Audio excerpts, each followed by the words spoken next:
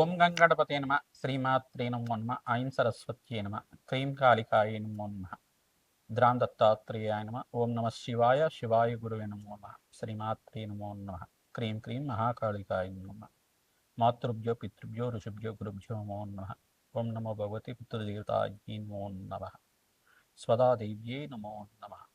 YouTube ప్రేక్షకులందరికీ కూడా నమస్కారం అండి.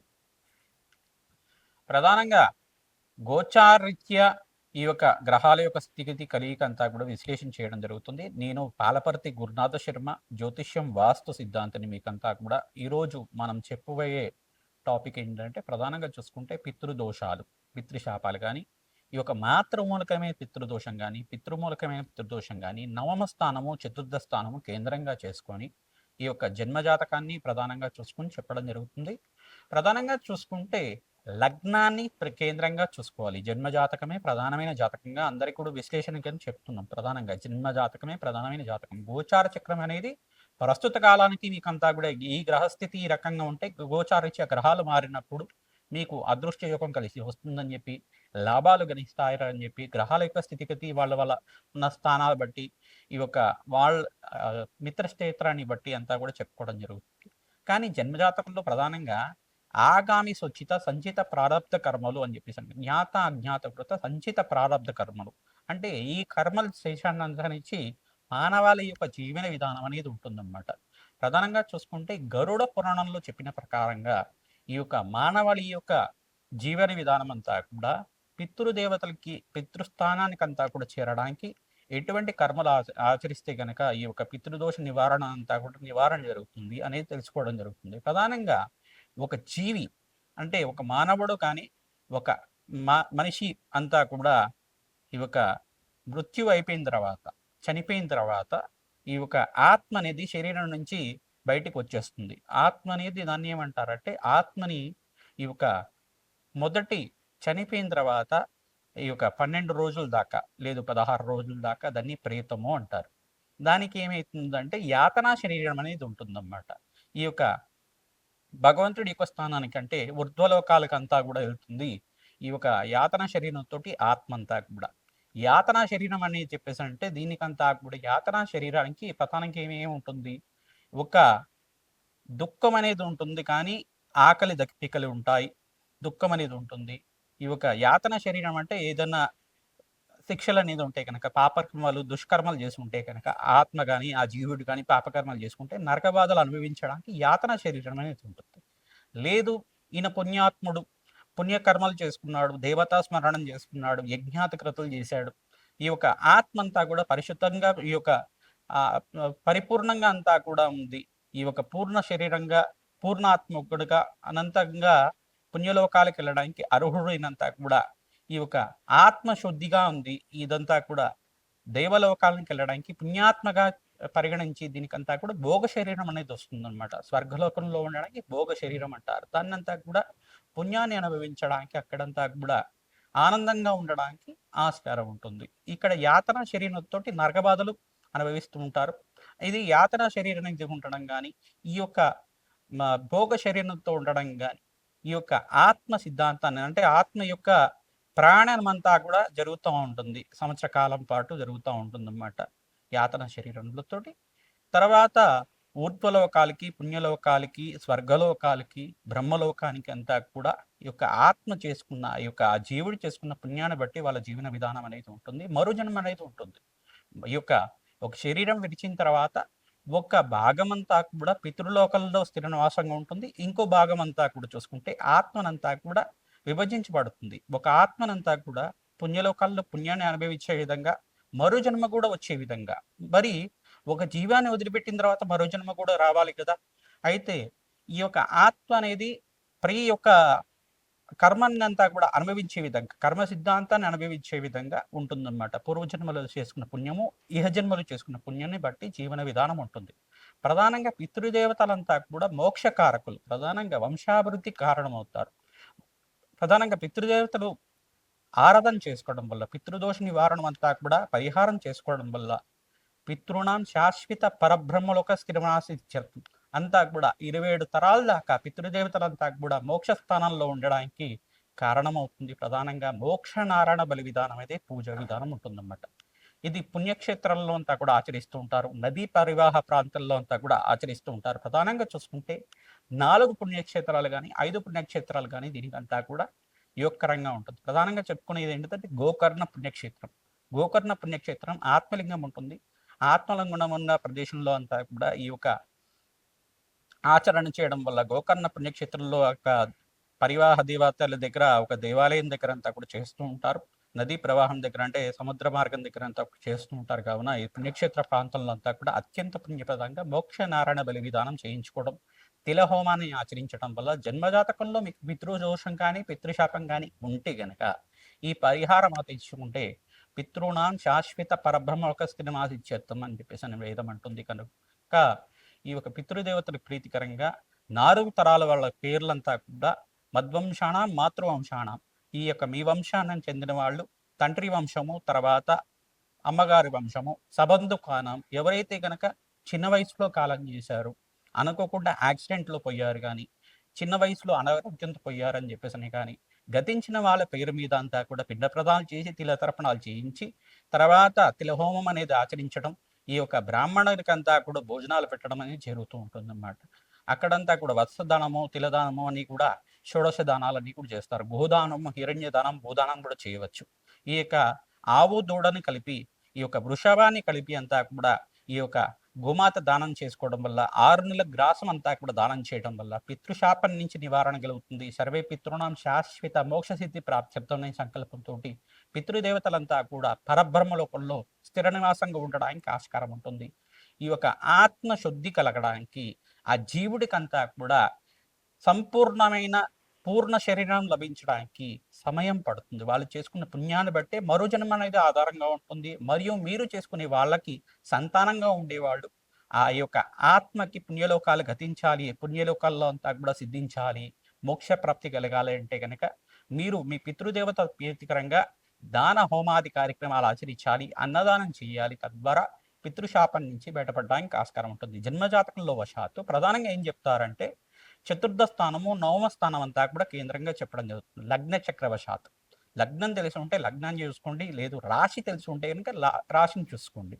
ప్రధానంగా చూసుకుంటే జన్మజాతకంగా అంతా కూడా విశ్లేషణ చేయడం జరుగుతుంది కాబట్టి లగ్నాన్ని ప్రామాణికంగా చెప్తున్నాను. ఇక్కడంతా కూడా ప్రధానంగా 3 గ్రహాలంతా కూడా దీనికి కేంద్రంగా చెప్పుకుంటారు. రాహు కానీ కేతువు కానీ నవమ స్థానంలో ఉంటే కనుక లగ్న చక్రవశాత్ ఈ యొక్క పితృదోషం ఉంటుంది అని చెప్పేసి అంటారు. మరియు సూర్య భగవానుడు రాహుతో పాటు కలిసి ఉన్న ఏ లగ్నమైనా కానీ మరియు శని యొక్క వీక్షణ అంతా కూడా నవమ స్థానంలో ఉన్న సూర్య భగవానుడి మీద ఉన్న చతుర్థ స్థానంలో ఉన్న సూర్య భగవానుడి మీద ఉన్న పరస్పర వీక్షణ అంతా కూడా ఉన్నా కానీ ఈ యొక్క పితృదోషం వర్తిస్తుంది. పరస్పరంగా పుత్రులకి మరియు తండ్రికి అంతా కూడా విభేదాలు అనేది ఉంటాయి. ఈ యొక్క మనస్పర్ధలు అనేది ఉండడం కానీ ఏకాభిప్రాయం రాయడానికి సమయం ఉండడం కానీ అన్నతమ్ముల యొక్క సఖ్యత లేకపోవడం కానీ ఇవన్నీ కూడా పితృదోషానికి కారణమవుతుంది. సంతానం అనేది ఆలస్యంగా జరుగుతూ ఉంటుంది. సంతానం అనేది కళ్యాణం అయిన తర్వాత ఆలస్యంగా జరుగుతూ ఉండడం కానీ కొంతమందికి పుత్ర సంతానమే ఎక్కువ అవుతూ ఉండడం కానీ స్త్రీ సంతానం లేకుండా ఉండడం కానీ కొంతమందికి అయితే 4 కానీ 5 కానీ స్త్రీ సంతానమే ఉండడం కానీ ఇదంతా కూడా పితృదోషం కిందే పరిగణించబడుతుంది. ఎంత ప్రయత్నం చేసినా ఈ యొక్క కష్టాలు ఆర్థికమైన కష్టాల నుంచి బయటపడడానికి మార్గం దొరకపోవడం కానీ అన్ని ధనం ఉన్నప్పటికి కూడా మనశ్శాంతి లేకపోవడం కానీ రోగబాధలతో దీర్ఘకాలికంగా రోగబాధలతో ఇబ్బంది పడుతూ ఉండడం కానీ అనుకోకుండా ఆ అకాల మరణాలు చెందుతుండడం కానీ చిన్న వయసులో వివాహం కాకుండా అకాల మరణం చెందుతుండడం కానీ ఇవన్నీ కూడా పితృదోషానికి కారణమవుతుంది. ఈ దోషం నుంచి పరిహారం కావాలి అంటే కనుక మేము చెప్పే పరిహారం అంతా కూడా విశ్లేషణ చేసుకుంటూ ఉండండి. తర్వాత మీకు అంతా కూడా పరిహారం చెప్పడం జరుగుతుంది. మీకంతా కూడా చెప్పిన పరిహారం మీరంతా కూడా పాటిస్తే గనక పితృదోషము పితృశాపము మాతృమూలికమైన దోషం కానీ బయటపడడానికి ఆస్కారం ఉంటుంది. తులారాశి తుల లగ్న జాతకులకి ప్రధానంగా చూసుకుంటే మీ జన్మజాతక వశాత్తు లగ్న చక్ర వశాత్తు ప్రధానంగా ఈ యొక్క పితృదోషం కానీ మాతృమూలకమైన పితృదోషం కానీ ఉందా లేదా నిర్ధారణ చేసుకోవాల్సి ఉంటుంది. జ్యోతిష పండితులతోటి మీ జాతకం చూపించుకొని విశ్లేషణ చేసుకుంటే కనుక పరిష్కారం దొరుకుతుంది. ప్రధానంగా చతుర్థ స్థానంలో రాహు కానీ కేతువు కానీ ప్రధానంగా నవమ స్థానంలో కానీ రాహు కానీ కేతువు కానీ ఉండడం, పరస్పర వీక్షణతోటి శనీశ్వరుడు యొక్క వీక్షణ సూర్య భగవానుడి మీద ఉండడం, చతుర్థ స్థానంలో కానీ పంచమంలో కానీ నవమ స్థానంలో కానీ అష్టమ స్థానంలో ఉన్న సూర్య భగవానుడి మీద ఈ యొక్క శనీశ్వర వీక్షణ అనేది ఉంటే కనుక దీన్ని పితృదోషం, పితృశాపం అంటారు. ప్రధానంగా ఉంటే కనుక ఈ పితృదోషం నుంచి బయటపడడానికి మీరంతా కూడా మోక్ష నారాయణ బలి విధానం ఆచరించాలి. ప్రధానంగా హిరణ్య దానము, గోదానము, భూదానం ఆచరించాలి. తిలతర్పణాలు చేయాల్సి ఉంటుంది. శ్రాద్ధ కర్మలు ఎప్పుడైతే తిథి వస్తుందో తప్పకుండా తిథిని పాటించడం, పిండ ప్రదానం చేయించడం, బ్రాహ్మణోత్తంకంతా కూడా స్వయంపాక దానం చేసుకోవడం, యథాశక్తిగా అన్న సమారాధన అంతా కూడా చేయడం, అన్నదానం చేసుకోవడం వల్ల పాపాలన్నీ కూడా పటాపంచలైపోతాయి.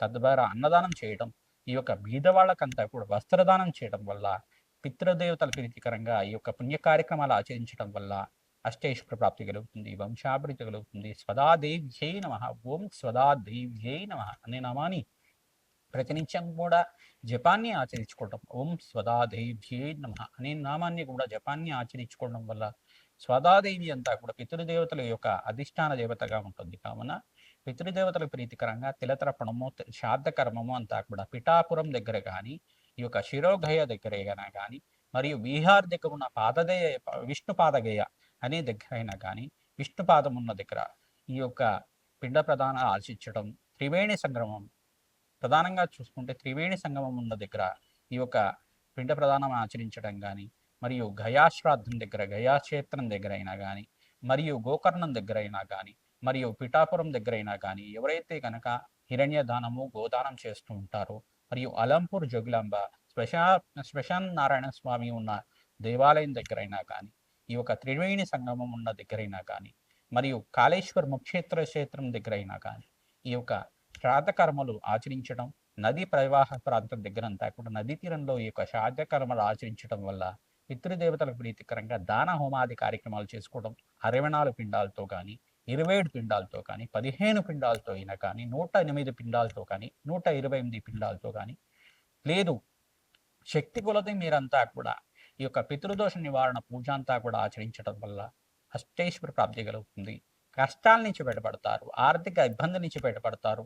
ఈ యొక్క భార్యాభర్తలకంతా కూడా ఈ యొక్క మనస్పర్ధలు ఉన్నా కానీ పితృదోషమే కారణమవుతుంది. కావున ఎవరికైనా కానీ మనస్పర్ధలు ఉంటే కనుక జాతకంలో పితృదోషం ఉందా, మాతృమూలకమైన శాపం ఉందా, ఏముందో తెలుసుకొని దానికి పరిహారం చేసుకోవడం వల్ల అన్యూనమైన దాంపత్యం సిద్ధించడానికి, సత్సంతాన యోగం సిద్ధించడానికి, వంశాభివృద్ధి కలగడానికి ఆస్కారం ఉంటుంది.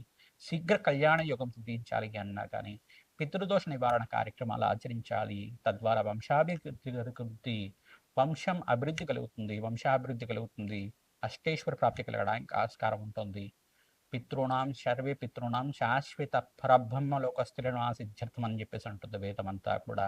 ఈ యొక్క గరుడ పురాణంలో చెప్పిన విధంగా పితృదేవతలంతా కూడా పుణ్య కార్యక్రమాలు ఆచరించడం వల్ల పితృదేవతలను తలుచుకున్న మాత్రం చేతిని సుఖమైన జీవితం ఇచ్చే విధంగా వాళ్ళు ఆశీర్వాదం చేస్తుంటారు, వంశాభివృద్ధి కలిగే విధంగా ఆశీర్వాదం చేస్తుంటారు. కావున పితృదేవతలు ప్రీతికరంగా ఈ యొక్క శ్రాద్ధ కర్మలు ఆచరించడం, స్వయంపాక దానం చేసుకోవడం, తిలహోమం చేసుకోవడం, మోక్షనారాయణ బలి విధానం చేయించడం, గోదానం, హిరణ్య దానం, భూదానం చేయించడం వల్ల రాజయోగం సిద్ధిస్తుంది. శ్రీమాత్రే నమః. మేషాది ద్వాదశ రాశుల వాళ్ళు ప్రధానంగా జాతకాన్ని ప్రధానంగా కేంద్రంగా తీసుకుని మీ జాతకరీత్యా ఈ యొక్క లగ్న చక్రవశాత్తు పితృదోషం కానీ, పితృశాపం కానీ, మాతృమూలమైన శాపం కానీ, స్త్రీ శాపం కానీ ఉందా లేదా నిర్ధారణ చేసుకోవాల్సి ఉంటుంది. మేము చెప్పే పరిష్కారం ఆచరించడం వాళ్ళకి రాజ్యయోగం సిద్ధిస్తుంది, అష్టేశ్వరి యోగం కలుగుతుంది, పుత్ర పౌత్రాది సమృద్ధి కలుగుతుంది, అష్టేశ్వర ప్రాప్తి కలుగుతుంది, మహాలక్ష్మి స్థిర నివాసంగా ఉండడానికి ఆస్కారం ఉంటుంది.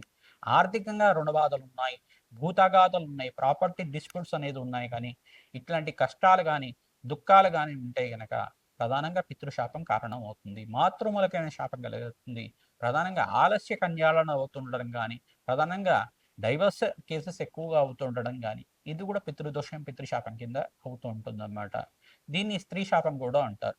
ప్రధానంగా ఇక్కడ చూసుకుంటే ఈ పరిహారం అంతా కూడా 5 పుణ్యక్షేత్రంలో అంతా కూడా ఆచరించడం, గోకర్ణ పుణ్యక్షేత్రంలో కానీ, త్రయంబకేశ్వర దగ్గర అయినా కానీ, మోక్షనారాయణ బలి విధానం, తర్వాత కాశీ పుణ్యక్షేత్రంలో కానీ, మరియు ప్రయాగ్రాజ్ దగ్గరైనా కానీ, విష్ణుపాదం ఉన్న బీహార్ దగ్గర ఉన్న విష్ణుపాదం దగ్గరైనా కానీ, గయాశ్రాద్ధం దగ్గరైనా కానీ, బ్రహ్మకపాలం దగ్గరైనా కానీ, మరియు పిఠాపురం దగ్గరైనా కానీ, త్రయంబకేశ్వరం దగ్గరైనా కానీ గోదానం, హిరణ్య దానం చేసుకోవడం, తిలశాంతి హోమాది కార్యక్రమాలు చేసుకోవడం, ఏ త్రిపిండి శ్రాద్ధము, 64 పిండాలు కానీ, 128 పిండాలైనా కానీ ఈ యొక్క పితృదేవతలు గతించిన వాళ్ళ ఉన్న వాళ్ళ పేరు మీద పుణ్య కార్యక్రమాలు ఆచరించుకోవడం, మోక్షనారాయణ బలి విధానం ఆచరించడం, తిలదర్పణాలు చేయడం, తిలహోమాన్ని ఆచరించడం, గోదానం చేసుకోవడం వల్ల, పుణ్య కార్యక్రమాలు, అన్నదానం చేయించడం వల్ల వంశాభివృద్ధి కలుగుతుంది. బీదవాళ్ళకి వస్త్రదానం చేసుకుంటే కీర్తి ప్రతిష్టలు, సంఘంలో గౌరవం పెరుగుతుంది, అష్టైశ్వర ప్రాప్తి కలుగుతుంది, రాజయోగం సిద్ధిస్తుంది. మీ జన్మజాతకాన్ని జ్యోతిష పండితులతోటి మీరంతా కూడా పరిష్కారం ఆచరించండి. విశ్లేషణ చేసుకున్న తర్వాత మీకు దత్తనాడి ప్రకారంగా, లగ్నచక్ర ప్రకారంగా అంతా కూడా పరాశర సంహితలో చెప్పిన ప్రకారంగా, మోక్షనారాయణ బలి విధానం అంతా కూడా ఈ యొక్క గరుడ పురాణంలో చెప్పిన విధానంగా అంతా కూడా పరిష్కారం ఆచరించిన వాళ్ళకి సర్వే పితృణాం శాశ్వత మోక్ష సిద్ధి ప్రాప్త్యర్థం అని చెప్పేసి అంటుంది వేదం అంతా కూడా. పితృపితామహ ప్రపితామహ వసురుద్ర ఆతిథ్య స్వరూపంగా ఉన్న పితృదేవతల ఆశీర్వాదం అంతా కూడా లభిస్తుంది. వంశాభివృద్ధి అంతా కూడా కారణమవుతుంది. అష్టైశ్వర్య యోగం సిద్ధిస్తుంది, రాజయోగం కలిసి వస్తుంది, కళ్యాణ యోగం సిద్ధిస్తుంది, వంశాభివృద్ధి కలుగుతుంది, ఆనందమైన జీవితం జీవించడానికి ఆస్కారం ఉంటుంది. శ్రీమాత్రే నమః.